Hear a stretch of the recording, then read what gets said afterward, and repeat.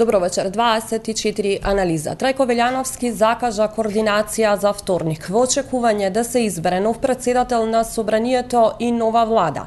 Протестите на за Сдруженијето за заедничка Македонија и натаму продолжуваат.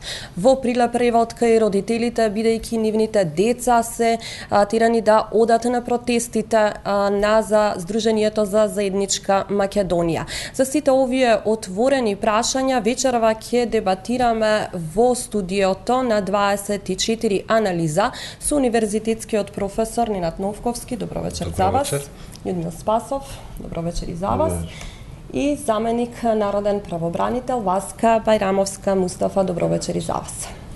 Пред да почнеме со дебатата, да погледнеме реклами и потоа се враќаме назад во студиото.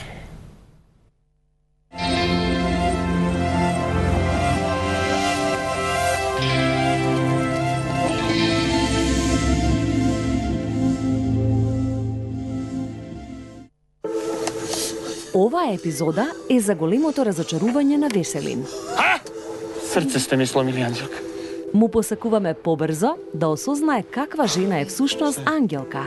Тај филм неќеш гледати, Анđelka, да, Анđelka. Каков ти оне вибратор што си узела? Молим? Мислим, Анđelka, ајде од овог леопарда се мога свашта да очекуjem, али ви, Анđelka, вибратор. Срам вас било. Андрија и Ангелка во сабота. Још не фате ми сте мртва! Готова!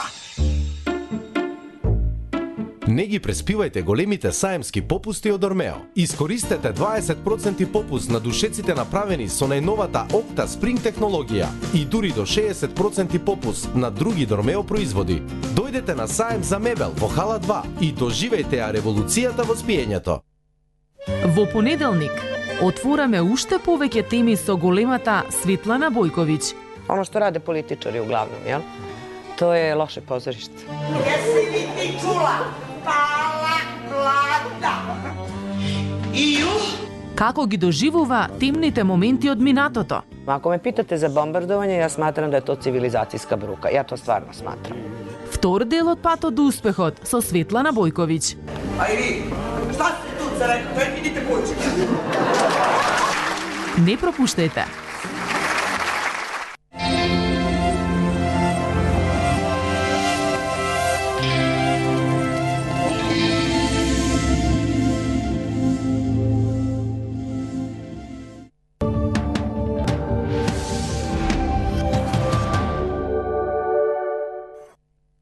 Дозволете и на среќата да се всели во вашиот дом, за создавање на квалитетно детство за вашите најмали, за испишување на најубавите заеднички спомени. Со НЛБ потрошувачките кредити создадете простор за нови драгоцени моменти со вашите најблиски. Искористете промотивната понуда со каматна стапка од 6%, фиксна за првите 2 години, без трошоци за одобрување. НЛБ банка. Марија секогаш ги организира средбите на генерацијата. Овој пат не можеше. Ја спречи болката во грбот. Ибутоп кремот брзо се впива, ја отстранува болката и ја подобрува подвижноста. Не пропуштајте ги миговите кои ве движат. Кога болката станува проблем, помага Ибутоп крем. Што си се облекол ко девојче, бе? Педарче едно. Ако е вообичаено, не значи дека е праведно. 3 пати мери, еднаш сечи, но никогаш не дискриминирај. И во форца, македонски народе! Дружба си е дружба, форца си е форца.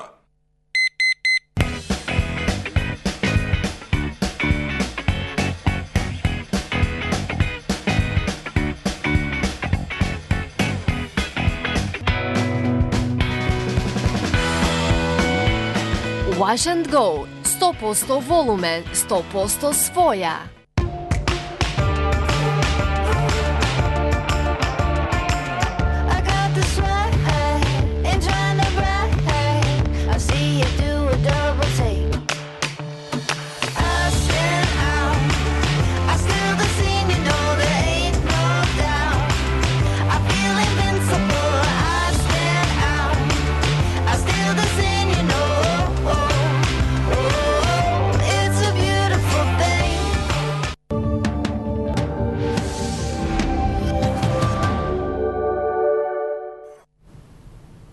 Да, како што најавив, Новковски, Спасов и Бајрамовска се во студиото.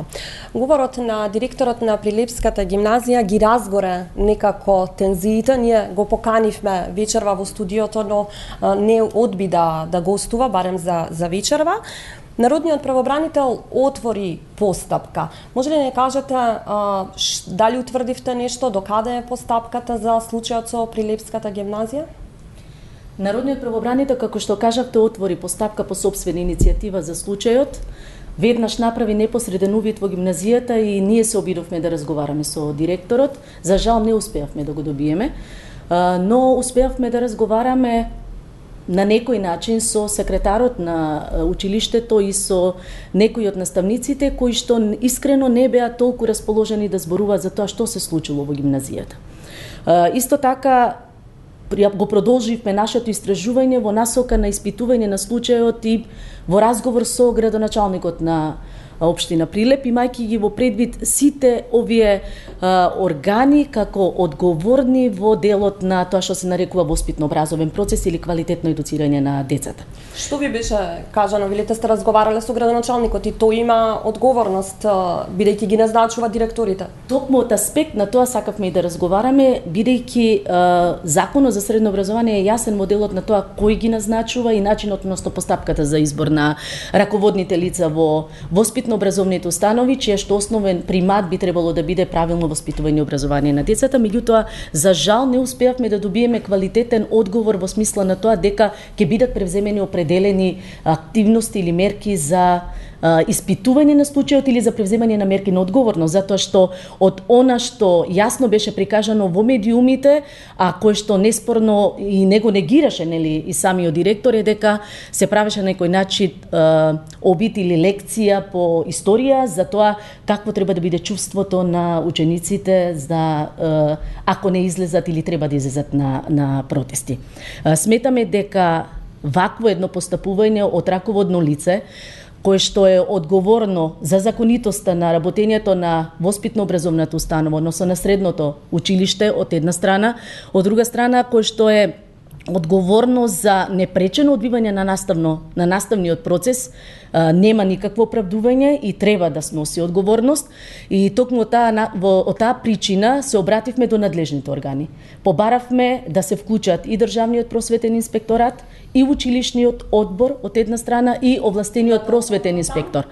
Доставивме дописи на нивно барање затоа што дел од овие органи побараа писмено да се обратиме, иако надлежностите на народниот правобранител се и во насока усмено да укажуваат поради итноста на случајот, особено вакви случаи, не треба да се чека рок или не треба да се чека писмена иницијатива од орган за да се превземат мерки. Факт е дека овие органи треба и по службена должност да превземат мерки за да го испитаат постапувањето на определеното раководно лице и секако да биде санкционирано за злоупотреба на своите. Вие не успеавте за сега ништо да... Не, постапката е во тек.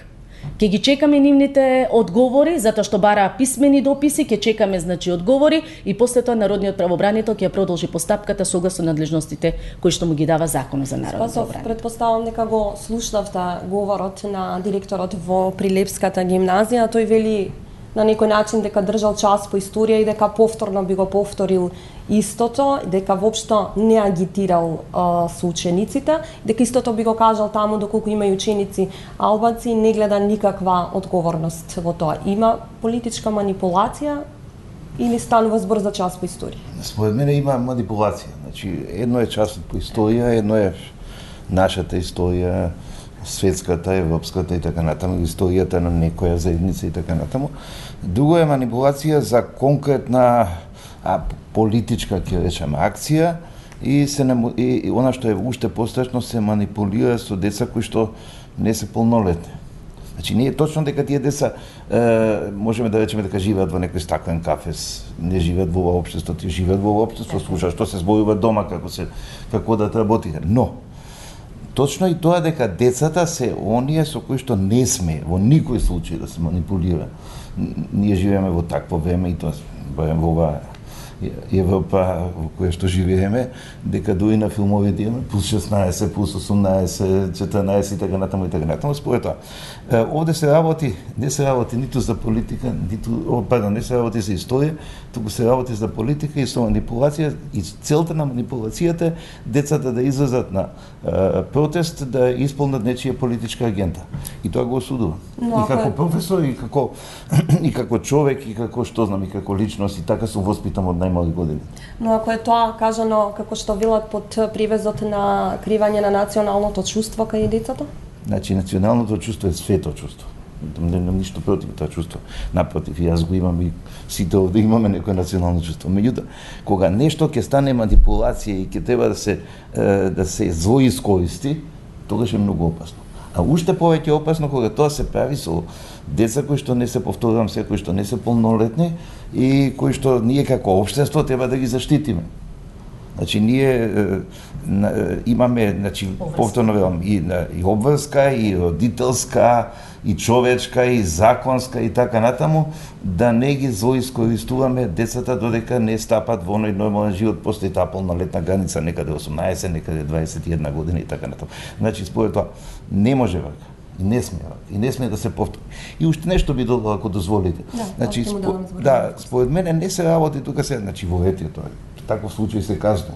Меѓутоа, нели е попаметно во целиот наш образовен, воспитен процес и во нашето општество да ги спречуваме таквите случаи, да настапуваме превентивно, да ги учиме, да ја учиме младината, да ги учиме децата, како сакаме да речеме, да се учиме самите себе си, дека подобра атракција, привлекување еден кон друг, а не разделување. И сега, ова е манипулација со една заедница против друга заедница, независно што да беа и албанци, не знам и кои да беа и кинези, да беа и некои други, јас истото ќе го речев. Да, не е тоа, тоа е изговор. Тоа е замаглување на ситуацијата. Ние конкретно знаеме зашто ова сето служи и каква цел беше на сето ова. И според тоа, повторам, по трет пат го осудувам. Новковски, каде и каква е улогата на Министерството за образование во овој конкретен случај? Министерството за образование и наука има целосна надлежност врз училиштата во поглед на почитување на законитоста и на почитување на упатствата кои што ги издава министерот. Во таа смисла, тука е недвосмислено дека мора да се преземат мерки и дека мора да бидат преземени сите оние санкции кои што се изрекуваат во многу краток рок, како различни суспензии, именување на директори и така натаму, заради непочитување на законите и упатствата што ги носи министерот. А ова се основни работи кои што мора да се почитуваат. Во училиштата не може да постои политичко дејствување. Да, тоа го кажува и самиот закон, но колку министри... Тоа е многу јасно и тука нема некаква двосмисленост, некоја постапка што треба долгорочно да се води, посебно кај министерот, кој што е директно надлежен за сите работи во образованието, тој може итно да ги преземе сите мерки. Тука е покрај тоа и просветниот инспекторат, кој што итно мора да се вклучи и да преземе мерки и веднаш да им даде укажување на сите оние раководители кои што не го почитуваат законот. Од друга страна, и веќе трет ден таму има и протести од родителите, а не видовме некоја конкретна реакција или, како што вие велите, итна превземање на мерки од страна на самото министерство. Да, токму тоа, значи целосно отсуствува она што е основна задача на министерството, да ги следи тековите и онаму каде што има тешки отстапувања од нормалниот процес, да интервенира со сите механизми што ги има. И тоа што реков, ова веќе не е онаа постапка која што ја води народниот првобранител, која што водат судови во евентуални случаи за определено санкционирање на тие незаконитости. Овде се постапки кои што веднаш се спроведуваат, зашто директно е надлежен министерот за образование и наука. Каде може да не одведе ваквото постапување со учениците и ова може да доведе до сериозни тешки последици. Навистина е неодговорно однесувањето на раководните лица, бидејќи не само што се повредува законот, туку се ставаат во ризик учениците. Што би се случило, например, некој ученик да биде повреден, воопшто и не размислува. Тоа е првата работа на која што размислува раководител. Значи дури и кога се работи во војска, каде што се работи со оружје, со муниции и така натаму, раководителот се грижи да не се случи непотребно некој да биде повреден, а да не зборуваме за образовниот процес каде што таква работа не смее да се замисли. Од тука, како прва задача на раководителите е да превенираат секакви поголеми вакви ексцеси, а не да поттикнуваат на вклучување на учениците во нешто што може да има сериозни последици од секој аспект. Од друга страна имавме еден друг случај за време на средношколските и студентските протести изминатата година, кога учениците од една скопска гимназија буквално беа заклучени и не им беше дозволено да излезат надвор и да одат на тие протести. И тогаш реагиравме како институција, и тоа не само преку директни обраќања до институциите во писмени дописи, напротив преку јавни реакции и соопштенија преку медиумите, се со цел, како што кажа професорот на почеток, да превенираме определени состојби.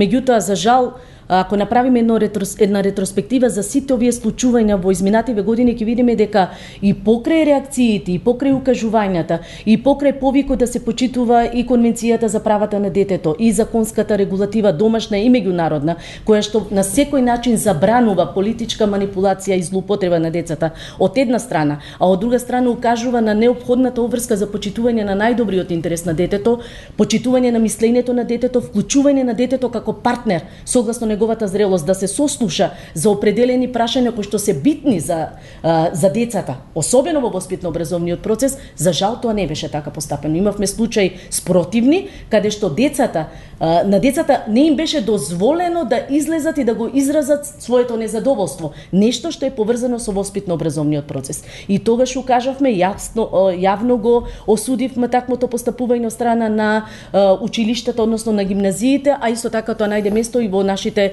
годишни извештаи кои што беа промовирани, односно презентирани пред Собранието на Република Македонија, со јасни констатации и препораки да се почитуваат децата, затоа што периодот на детството е едно. Меѓутоа, тоа не значи дека ние децата треба да ги држиме настрана од тоа што се случува, и не може да ги држиме. Меѓутоа, постојат поинакви начини, методи како со децата треба да се седне, како да се разговара, односно да се води диалог и да им се даде можност децата да го изразат сопственото мислење за се што се случува во општеството, па дури и за моменталната ситуација, но не по секоја цена да им се наметне од надвор, да им се наметне определено размислување, да се создаде чувство на страв, чувство на неприсутност, односно да не постапи во определена ситуација, како да не постои, а од друга страна правиме од нив на таков начин пасивни граѓани.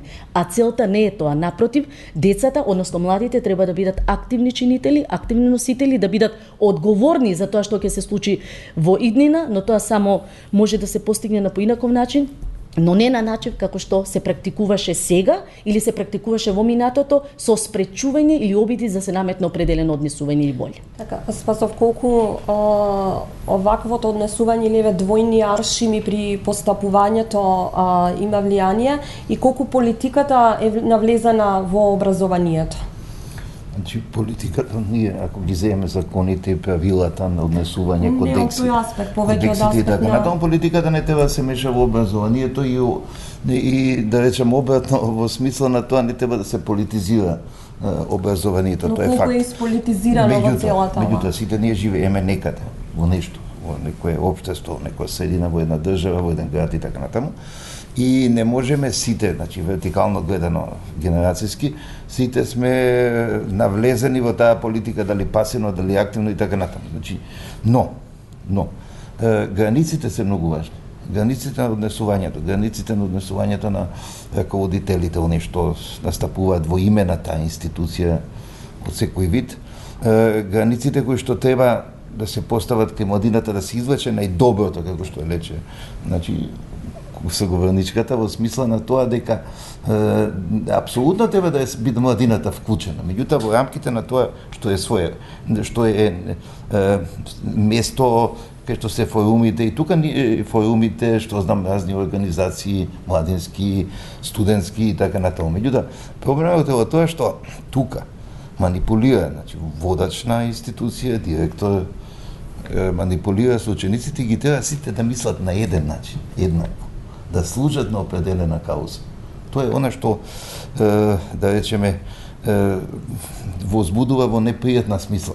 И сега може би да ќе бараме аналогии, тогаш излегува деца, повторно излегува деца, сега излегуваат деца, меѓутоа не може да се постави аналогијата, тогаш не застана овој или оној и рече ајде деца, морате да вие да излезете за да послужите, за да го кажете ова и ова или она и она. Тоа беше организирано, речем, ајде од оздола нагоре, смисла на средношколските, студентските организации и така натаму, или спонтано организирано, спонтано повторно во рамките на... Добро, изразуваат се пак некаков револт повеќе. Изразуваат својот став.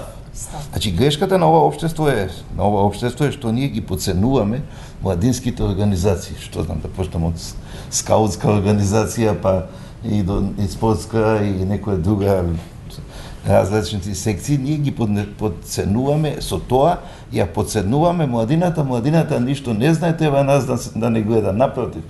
Ние треба да гледаме што пред децата, бидејќи ти се понапред од нас, барем во некои работи и оттаму ова што се случи беше, како да речем, дегутантно, невкусно, непријатно и не дај Боже да отиде до не знам до некоја ситуација каде што за која што сите ќе жарим.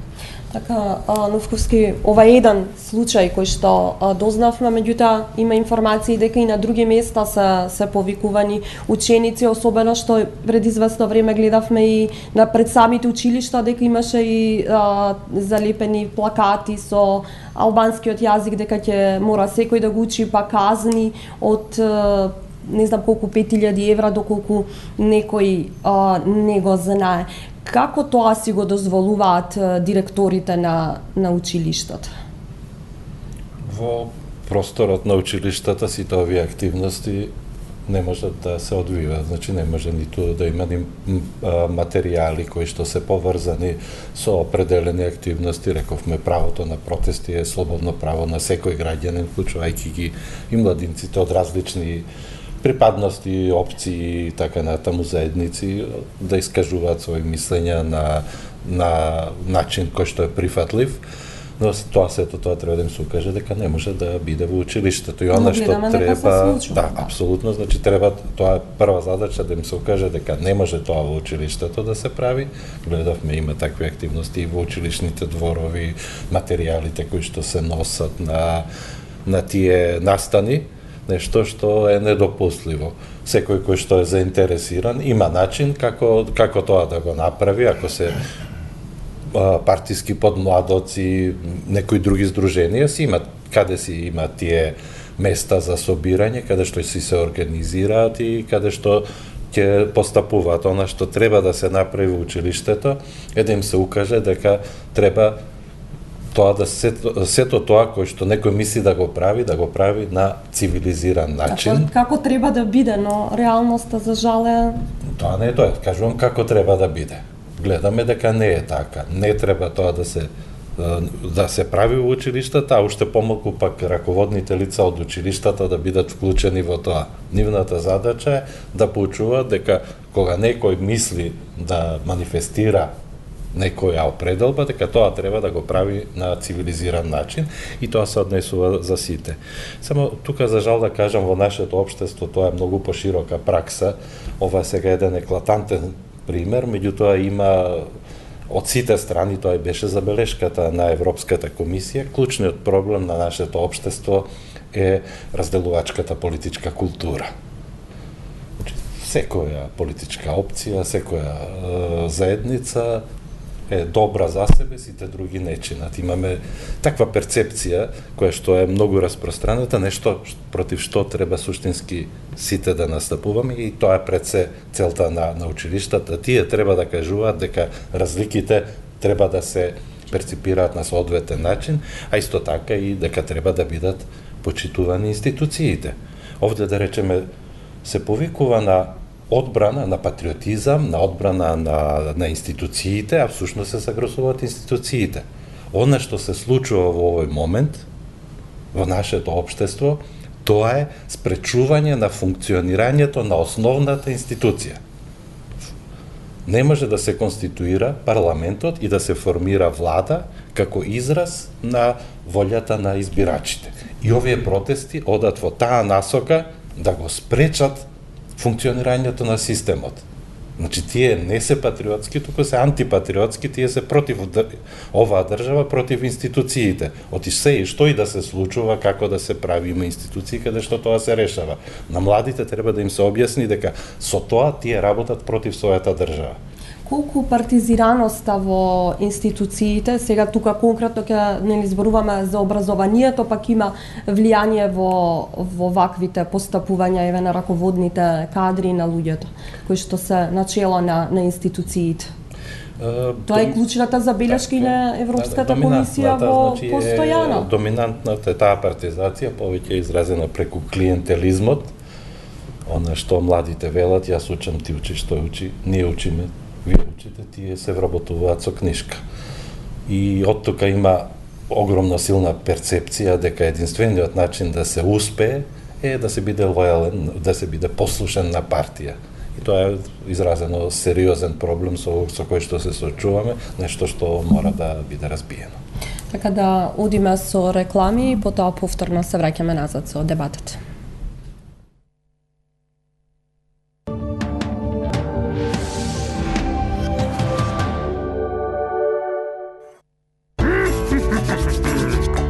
Сакаме се да ми е ново. И ова е ново, и нова фотеља. Кога се сака, се може. Аплицирайте за Супер С ненаменски потрошувачки кредит и добите до 1.200.000 динари. Фиксна каматна стапка од 5,5% за првата година и рок на отплата до 10 години. Шпарка се банка. Банка на вашето семејство. Светска услуга за домашна цена. Супер брзиот оптички интернет на Телекабел, сега достапен за секој дом. Симетричен интернет до 40 мегабити за 1000 денари, до 100 мегабити за 2500 денари и ненадминатиот супер брз интернет до 1 гига за 3500 денари месечно. Сите пакети се со неограничен сообраќај. Нема обврзувачки договор. Телекабел, 20 години доверба. Саемски мебел попусти во сите салони на Југо Експорт Стил. Најдобрите светски брендови со своите најнови колекции, сега на едно место и по најповолни цени. Го очекуваме Југо Експорт Стил.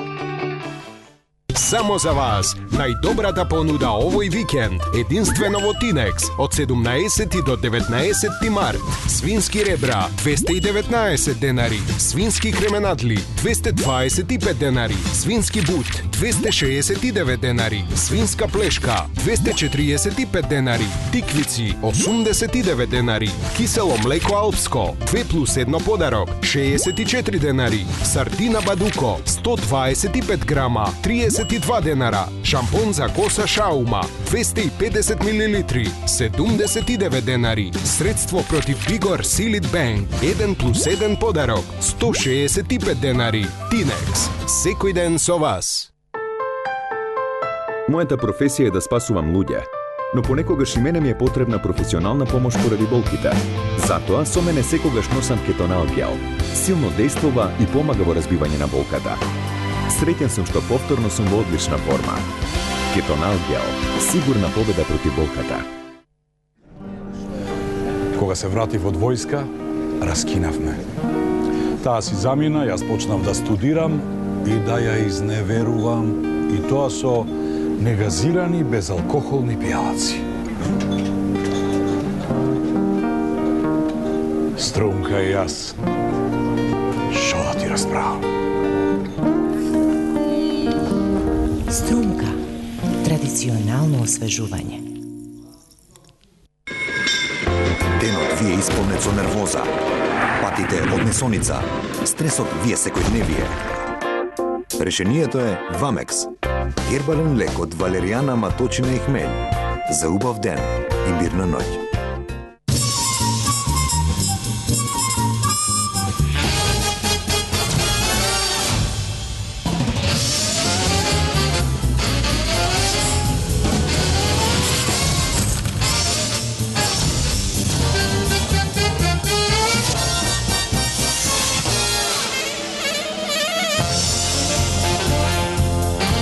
Макс, ефикасен при различни типови болка.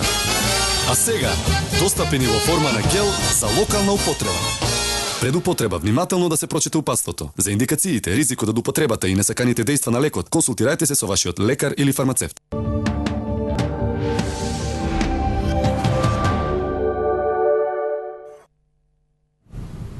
Насад сме во студиото Новковски, Спасов и Бајрамовска. Се тука Бајрамовска се наоѓаме во една нестабилна политичка ситуација.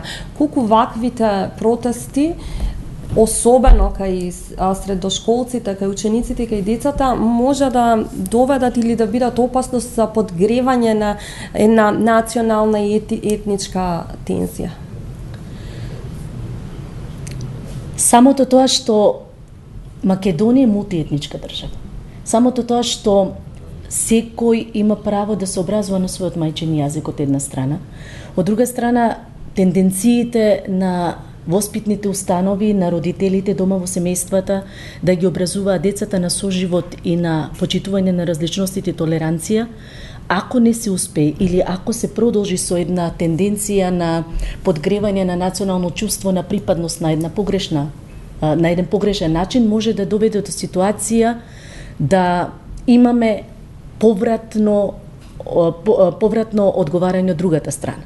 Се прашувам што ќе се случи ако утре некој друго раководно лице или некој друг наставник држи час по историја или час за наставно чувство за припадници од друга етничка заедница.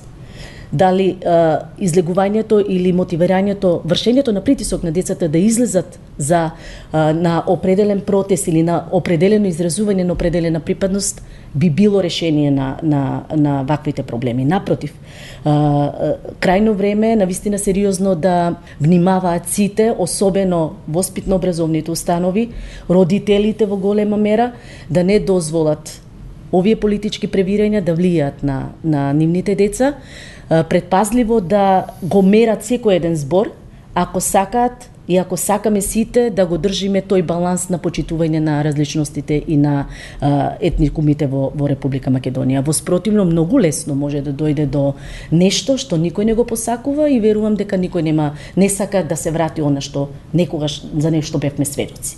Спасов, каде е одговорноста пред се на политичарите и на политичките партии, особено ако гледаме дека секогаш кога има некој политички проблем се случуваат и некакви тензии, било тоа да се етнички или од друг тип, имавме тепачки по автобуси на средношколци. И сега ги има. Јас се извинувам, не одамна, значи веднаш по она што се случи во Скопската гимназија во Јосип Брз Тито, каде што исто така отворивме постапка по барање на родителите, бевме сведоци, односно средствата за јавно информирање објавија дека имаше обид за на некој начин расправа или малтретирање на припадничка на определена заедница која што носеше марама, па со сила и беше тргната. Во училиштата, на автобусите имаше тепачки, физички пресметки. Значи секогаш во вакви случаи се подгрева атмосферата, но се создава една атмосфера која што е непожелна, да децата меѓу себе доаѓаат до да се пресметуваат на етничка основа, што е многу лошо и што не е пожелно. Спасов, да, каде е одговорност? Етничката основа, јазикот, повторно припаѓање на една заедница етничка, е најлесната работа во наши услови. Значи да се распалува. Да гледаме поголе, зошто служи тоа? Тоа служи да се постигне некоја определена политичка цел. Тоа не смееме да го дозволиме ние поставите. Ние сме виновни. Дали сакаме на нашето детето да му се случи утре? Не. Значи, треба да тргнеме од една, ама тоа е веќе работа на општество, на едно воспитание од градинка до највисоко и така натаму, треба да тргнеме од една сосема друга ситуација. Не верувам дека 100% ќе се успее, меѓутоа да се настојува да се успее, дека требаме да се прифаќаме, да се почитуваме еден со друг, значи требаме да ги почитуваме различностите. Лесно е да ја кажам ова парола, меѓутоа многумина ќе кажат ама во практика не е така. И секаде во практика не е така, но нека биде голем дел од практиката таква. Имаше неколку примери, сега ајде да бидеме малку да се обидам за гледачите вака по педагошки со повеќе примери. Имаше една градинка во Струга која што беше така наречена мултиетничка градинка, мултијазична и така натаму, која што одлично функционираше. И јас еднаш побарав, се представив, побарав да видам како изгледа тоа. Многу ми се допадна. За жал Пекина. Се не велам оваа страна беше виновна, онаа беше виновна, градинката ја нема. В тој случај што исто така го имам преживеано во свој грб беше кога се пожали една бивша студентка во Струга, повторно едно лето, ете мене не ме прифаќаа да предавам англиски во средношколското школа кај што повеќе се македонци, тоа беше кај македонка муслиманка и така натаму. Отидов кај градоначалникот и тоа добро изреагира тогаш. Значи, меѓутоа се покажа дека од некои лукративни причини, моето дете да биде место тоа дете, и сега фаќаме на што? Фаќаме на религијска или на јазична или на не знам каква основа. За жал, тоа се, мислам за среќа, тоа се Пекина и така натаму. И последен пример, јас предам македонски јазик на групата за македонски јазик на Филолошкиот факултет Блажи Коневски во Скопје. Доживав ова година и претходна, тamo ова малку поизразено, на почеток на годината видов една мултијазична и мултирелигијска и мултинационална средина студенти, студираат македонски јазик. Ги замолив, реагирав, досега имам фантастична соработка, ве молам, се ќе оставите настана. Овде сме дошли да студираме, да си исполниме целта и ве молам почитувајте се еден со друг. Не велам дека ова е идеална ситуација, не се повикува на братството, единството, некои други времења, но самите постапки од секој од нас можат да придонесат. Секој од нас припаѓа на некоја политичка опција, независно што вели јас сум партиски неутрален, јас сум вакво или онако. Но мораме да си ги поставиме границите. Тоа е најважно во едно општество. Општеството е толку зрело колку што ќе умее да си ги постави границите. Новковски за вторник е закажана координација во собранието, протестите продолжуваат на Сдруженијето за заедничка Македонија. Каква разрешница каква разрешница очекувате од целата оваа политичка криза и дали се можни зголемување на тензиите? Зголемување на тензиите се можни, меѓутоа со правилно менаџирање треба да бидат отстранети сите овие причини за непотребните напрегања. Ние навистина имаме сложена ситуација. Беше спомнато овде, сега беше спомната мултиетничноста, меѓутоа и заедничарите велат дека ја бранат мултиетничноста од двоетничност.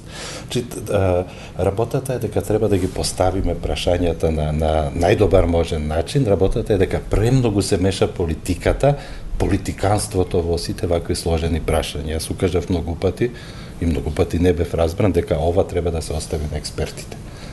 Не можат двајца политичари да се договараат за јазикот, тоа дека треба да се прави на најстручен можен јазик.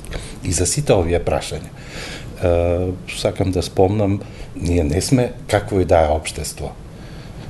Джудита Фонтана го изработи својот докторат и ја објави книгата во Шпрингер на образованието во поделените општества.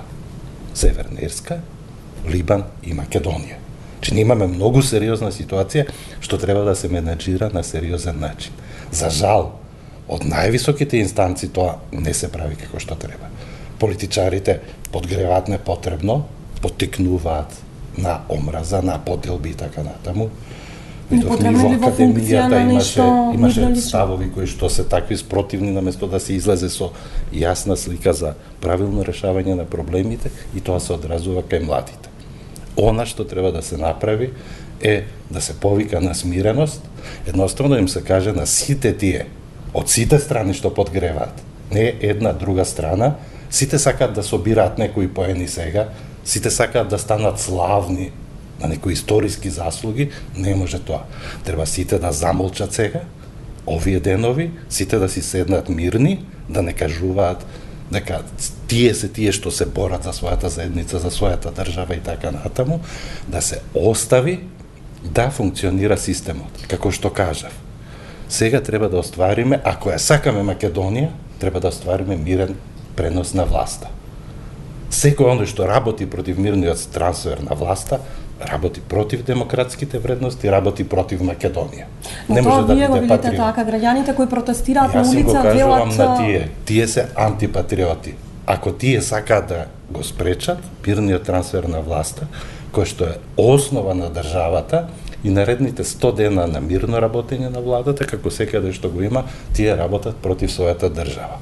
И ги повикувам сите кои што непотребно сега подигнуваат тензии да се повлечат, со тоа што веќе за неколку дена овие активности ќе можат да се влезат во нормален тек, да се конституира конечно собранието и да се формира владата. Секој што ја сака Македонија треба да постапи на таков начин.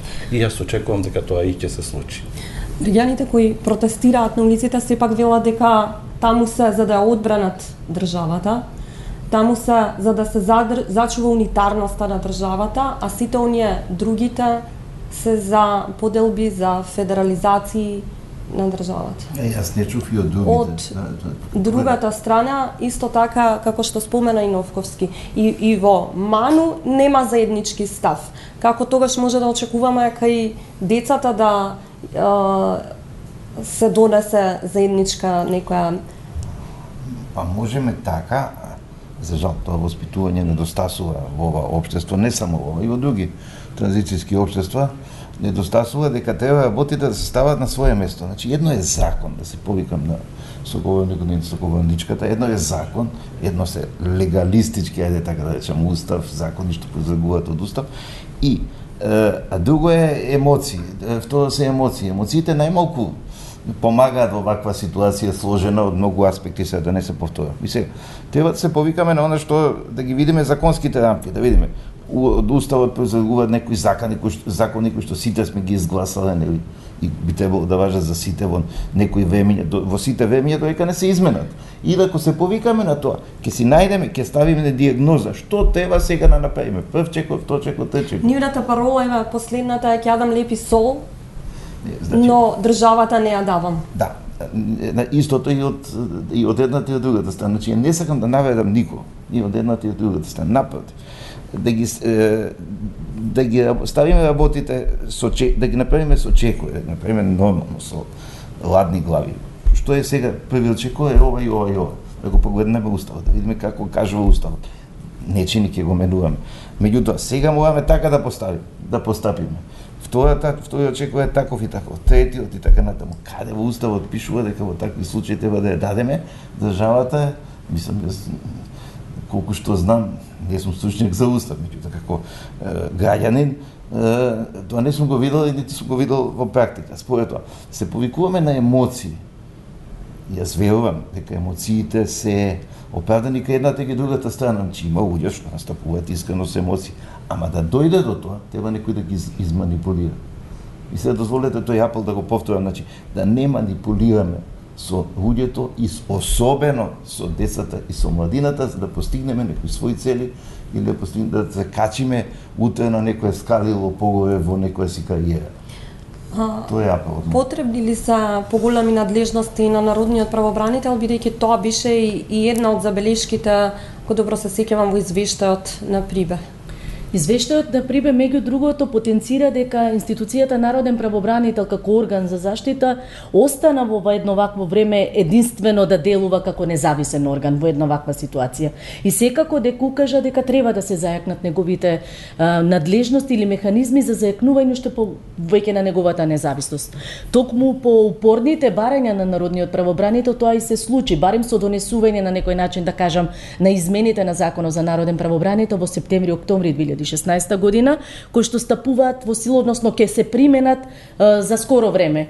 Едната измена во март месец, а втората измена во април месец. Се даваат пошироки надлежности на Народниот правобранител, меѓу другото се проширува можноста тој да делува и во насока на промовирање на човековите слободи и права, што е доста важно и на што Европската заедница како укажуваше, меѓу другото и за добивање на национален статус А, бидејќи досега го имаше омбудсманот на Република Македонија статусот Б. Од друга страна, тој добива и надлежности да делува како пријател на судот, но се прават и обиди, барем во законот се дадени можности Народниот правобранител да добие поголема независност во изборот на кадрите кои што ќе работат во ова институција, со на некој начин да бидат можностите минимализирани или сведени на минимум за влијание на работата на институцијата Народен правобранител. Меѓутоа, сето тоа го имаме на хартија, го имаме во закон преточено, останува да видиме дали институциите, односно дали надлежните органи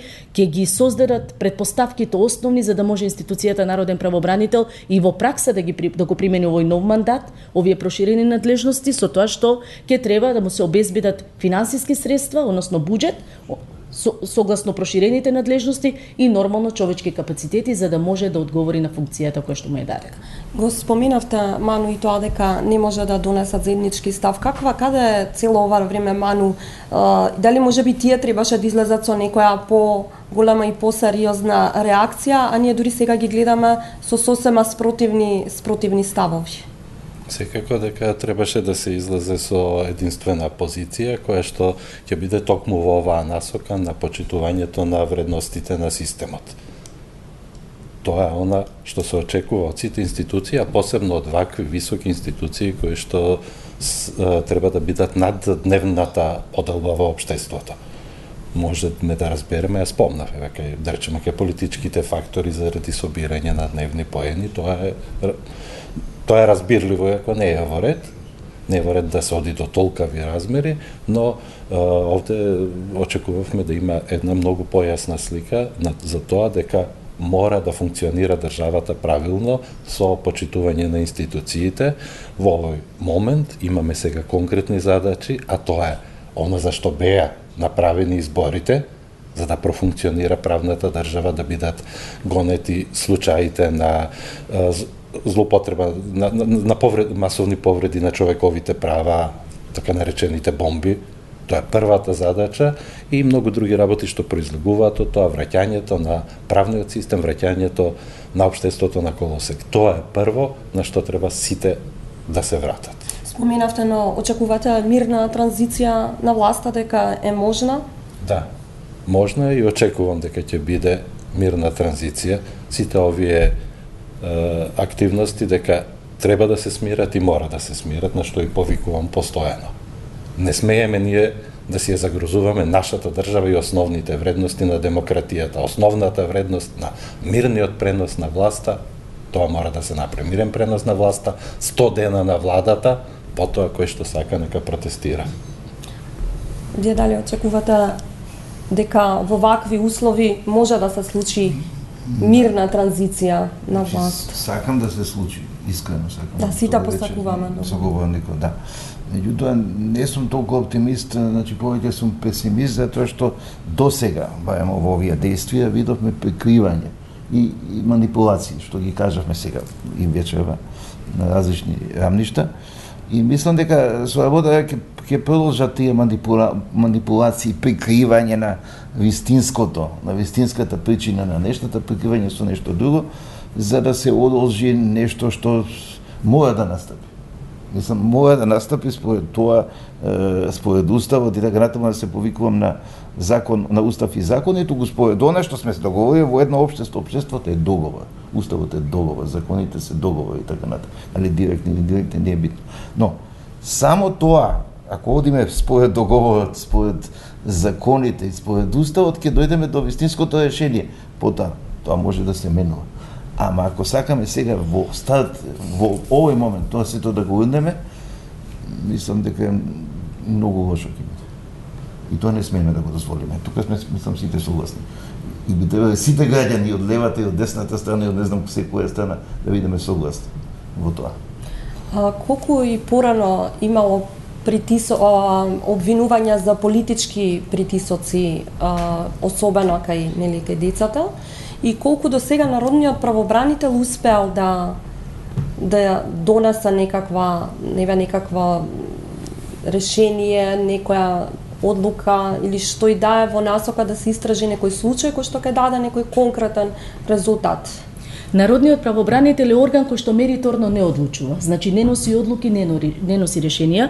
Во неговата надлежност се укажувањата, препораките, сугестиите. Од основањето на оваа институција до сега, во целиот овој период, народниот правобранител секогаш будно ги следи случувањата и ги штити правата на граѓаните во рамките на низ призмата на човековите слободи и права. Битно е тоа дека, како што кажав и на самиот почеток, ова не се нови случаи или некои нови појави кои што досега не му биле познати на општеството. Напротив, секогаш во услови на општествени превирања има вакви обиди за и злоупотреби и манипулирање, па дури и на децата кои што би требало на некој начин да бидат на страна и да се заштитени, на што укажуваат впрочем и домашната и меѓународната правна регулатива. Тоа се случи и неодамна во 2016 година за време на изборните кампањи, каде што народниот правобранител и преку и покрај соопштенијата и апелите на народниот правобранител упатени до политичките партии, упатени до институциите, односно до медиумите меѓу другото, да водат сметка да не ги инволвираат децата во политичките кампањи, да водат сметка да не ги објавуваат снимките каде што децата заедно со родителите излегуваат на митези и така натаму. Ние бевме сведоци на случаи каде што самите родители ги носат децата на колку тие се зголемуваат злоупотреби за време на политички кризи или можеби предизборни? Тогаш особено доаѓаат до израз. Мислам дека тогаш како да е ненадминлив чекор, дека мора да стои тако. Барем такво е нешто, се добива таква перцепција што за жал треба да се надмине, бидејќи уште во 91 година Собранието на Република Македонија има донесено декларација за заштита на правата на децата од политички злоупотреби и манипулации. Значи, уште тогаш укажа дека образовните институции треба да се заложат правото на детето да биде примат, најдобриот интерес на детето да биде примат и образовната институција да превземе секакви мерки да ги заштити децата од политички, верски, етнички и некои други манипулации. Меѓутоа, за жал, еви годините поминуваат, ние сме сведоци на настани случувања кои што се за секаква осуда. Овковски, пак се вратам со вас на малку по политички теми. Председателот на државата одлета, пред да одлета повтори дека мандатот не го дава, имаше најавена уште една посета на Австралија, но таа посета се одложи, во вторник доаѓа Хан, како што и кажавме, закажана е координација. Очекувате дека можеби председателот може да се премисли?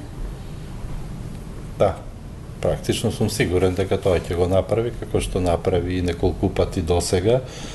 Ги одолговлекуваше правилните решенија постојано, но носеше погрешни решенија, па потоа после известно време ги повлекуваше. Овде е исто таква една ситуација кога треба да се разреши кризата, нешто во што е толку инвестирано и во нашето општество и од меѓународната заедница. Ова е моментот кога треба да дојде до таа разрешница во која толку многу е вложено и тој тука ќе мора да ја прифати таа разрешница на вистински начин, односно да го додели мандатот. Прашање е тука колку е ова постапка за пазарење, да речеме за определено учество во власта на ВМРО-ДПМН со овој притисок што го врши Иванов. Тоа е една работа која што е сигурно очигледна, но работата е дека ситуацијата е таква после сите овие работи што беа направени, после толкавиот ангажман, не постои друго решение, освен да се врати сега тука, што и беше јасно основната причина зошто не оди во Австралија, не може да оди во Австралија, затоа што треба да си ја заврши задачата, а задачата е да го довери мандатот на парламентарното мнозинство, за да може да се изврши мирниот трансфер на власта. Зборувате, рековте, учество на ВМРО-ДПМН во власта, зборувате за некоја форма на широка коалиција, опазарење или? Да. Тоа е притисокот кој што се одвива и кој што ќе биде предмет на пазар во наредните денови. Што ка значи ако председателот по втор пат се примисли и каква слика е таа за председателот ако постојано носи некакви одлуки кои потоа ги менува? Па тоа е позната слика, ние веќе имаме таа представа и тоа е нешто што е најочекувано да се случи. Нема ништо да се промени со тоа.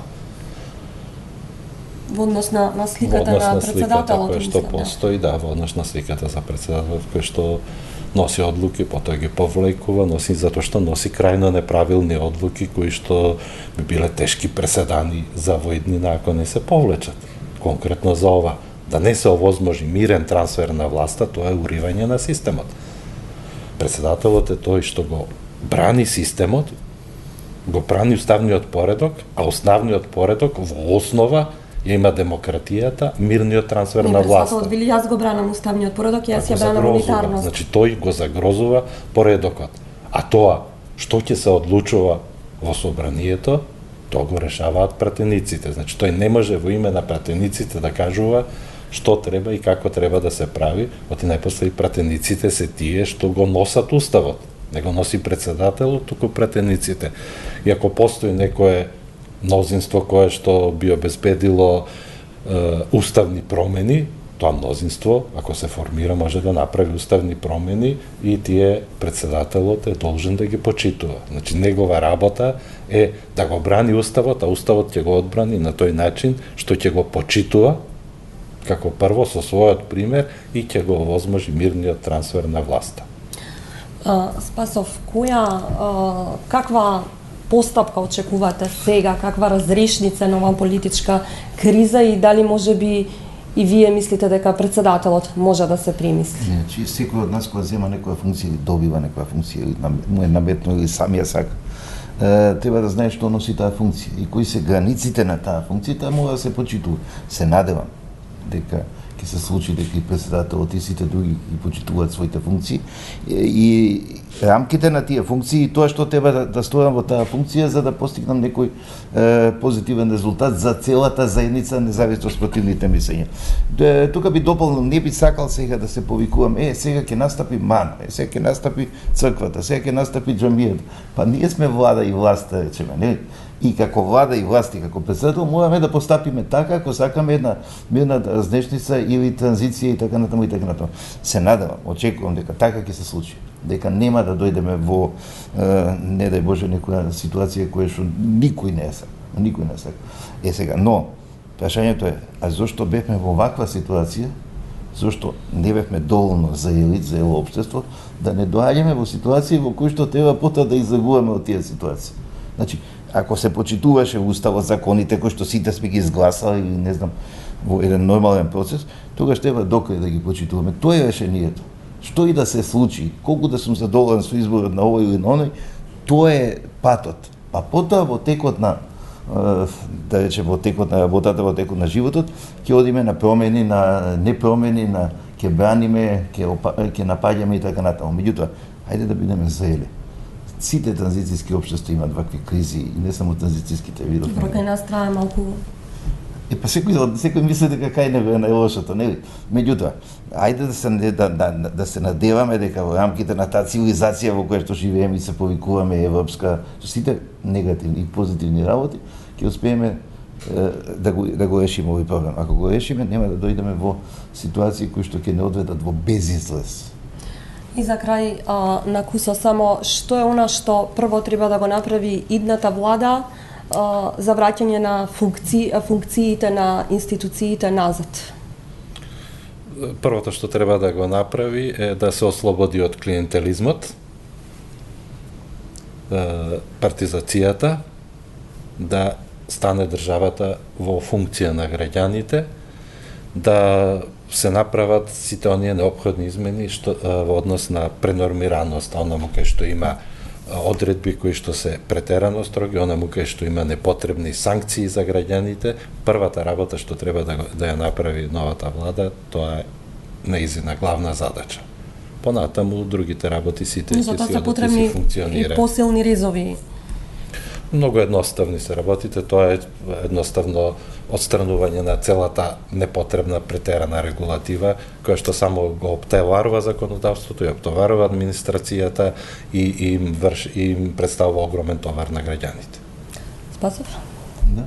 Што е она што треба да го направи идната влада како прв чекор за враќање на функциите? Да направи граѓанско општество, да резимираме заговорникот и заговорничката, значи, а тоа значи почитување на законите, регулативата да е она што се вика кат, да ја пресече, да ја направи нормална регулатива, човек да живее нормално во животот, да знае колкава му регулативата и што подразбира граѓанското општество? Подразбира дека спокојно може да се движам по улица, спокојно да купувам, да продавам, спокојно да работам и така натаму и да си ги знам границите на своето однесување, нели? Тоа е едно граѓанско општество. Да не замислувам дали соговорничката или соговорникот е од иста националност и тоа зборува уште Пулевски се во 19 век, не се повикам на историјата, вели во еден свој текст, кога ќе излезеш в чашија, ќе речеш и добар ден, и мирдита, и така натаму и така. Не се повикува на братство и единство, туку се повикува на една прагматика, една потреба да се живее во едно општество такво како што е, да го направиме најдобро што можеме, овој свет да го направиме најдобро што можеме. Знам дека тоа е голема идеја, дека тоа е далечна идеја, меѓутоа да го направиме мали очекува. Големи очекува за нас, мали за човештвото. Грамовска. Да се создадат и да се обезбедат услови за почитување на човековите слободи и права. Генерално. Тоа е приматот. Почитување, ефикасно функционирање на институциите и да ја врати довербата на граѓаните во функционирањето на институциите. Ви благодарам за гостувањето во 24 анализа. Останете со телевизија 24, ви благодарам за довербата.